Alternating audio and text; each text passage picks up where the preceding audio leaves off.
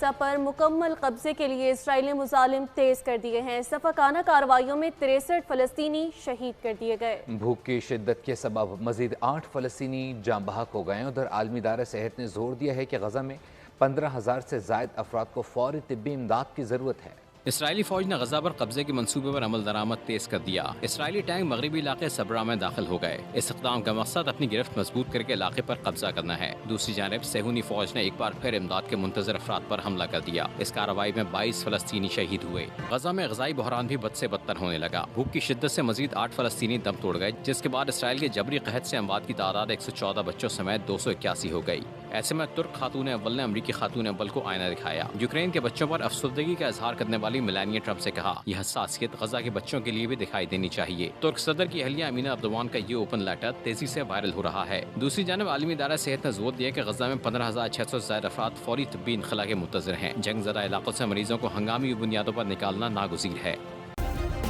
Subscribe کریں اور بیل دبائیں تاکہ کوئی خبر رہ نہ جائے۔